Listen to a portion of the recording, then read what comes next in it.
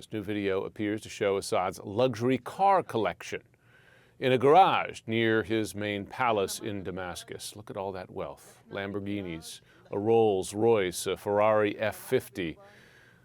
That routinely sells for more than $3 million. Syrians around the world are celebrating the end of Assad's regime in parts of Lebanon, Turkey, Libya, and Greece, where many refugees have fled through the years. They held up the rebel flag, marking the beginning of a new era.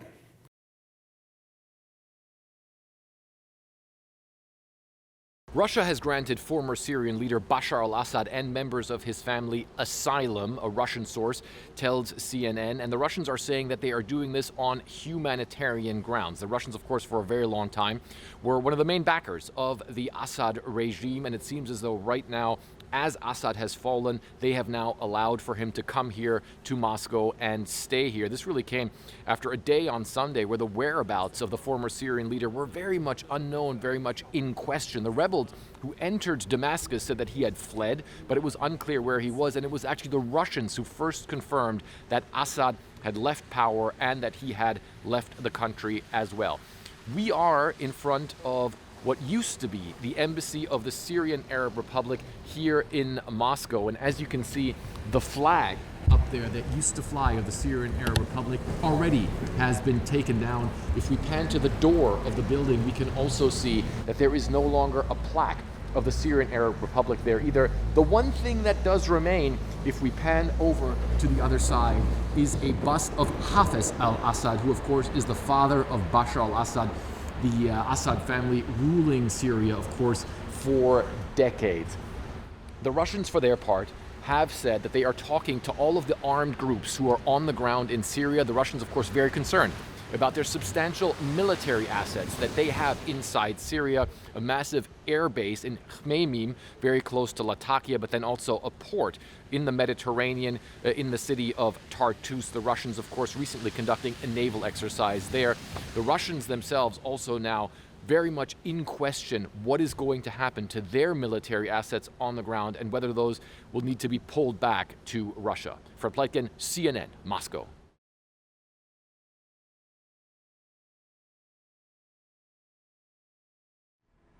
President Joe Biden on Sunday calling the fall of the Assad regime, quote, a moment of historic opportunity, but also, quote, a moment of risk and uncertainty. The president saying that U.S. policy had contributed to the weakening of Iran and Russia that facilitated in part the situation in Syria.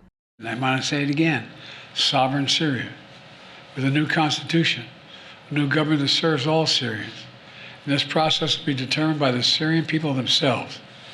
The United States will do whatever we can to support them, including through humanitarian relief to help restore Syria after more than a decade of war and generations of brutality by the Assad family. And he also went on to outline a roadmap forward for Syria, saying, for example, that the U.S. would support Syria's neighbors, Jordan, Lebanon, Iraq, and Israel. Also, preventing the U.S. would prevent the resurgence of ISIS, that the president himself would speak to his counterparts in the coming days and also send senior administration officials to the region, though when and who still unclear. But he also called on the engagement of Syrian groups in this transition, essentially encouraging them to speak out. Now, the president and his senior administration officials making clear over the course of the day on Sunday that while the U.S. would play a helping hand, it is ultimately up to Syria to decide its next steps. Priscilla Alvarez, CNN, the White House.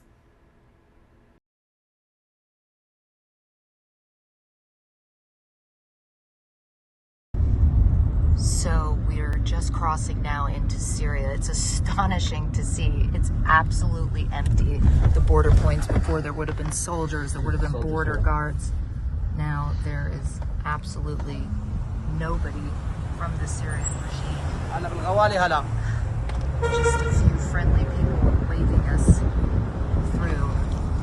And honestly, the last time I came down this road was back in 2011. I was leaving Syria. I had been undercover in Damascus posing as a tourist, went back into Lebanon, and I never imagined this moment would come when we would be driving through this border with no one from the regime to stop us.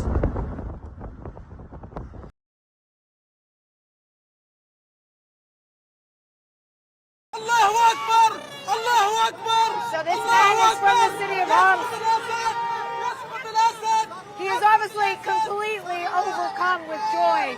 We're just now about 20 miles from the Syrian border, and you can see celebrations are breaking out everywhere. This woman actually has just offered me some sweets. Mabruk, انتي لبنانية مش من سوريا؟ بس تسلموا يديك، تسلموا يديك. This is the mood right now. It is festive. It is jubilant. Take a look with me. You can see people are waving the flag of the Syrian revolution. It has got 3 stars. You can see children. And it's just an extraordinary moment.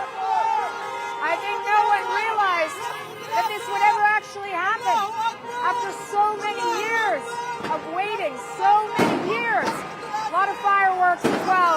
Let's keep moving. You can see the traffic is now barely moving. There's just so much energy.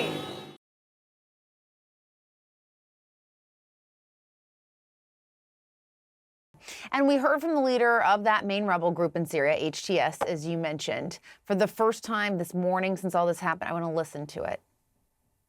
بفضل الله عز وجل ومن فضل المجاهدين الأبطال هذا النصر يا أخواني بفضل الله عز وجل ثم بدماء الشهداء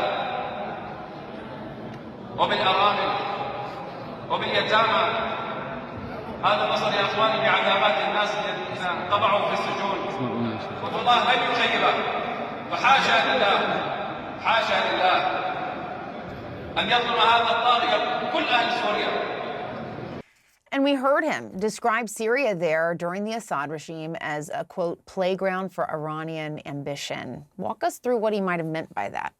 So this is really quite an interesting way of describing things, Jessica, but Iran had a lot of presence in all of these areas. They had main headquarters for their efforts in Damascus. They had bases throughout the country in many of these areas. They were funneling weapons right here into Lebanon. And of course, those weapons were used by Hezbollah to attack Israel, which is right down over here.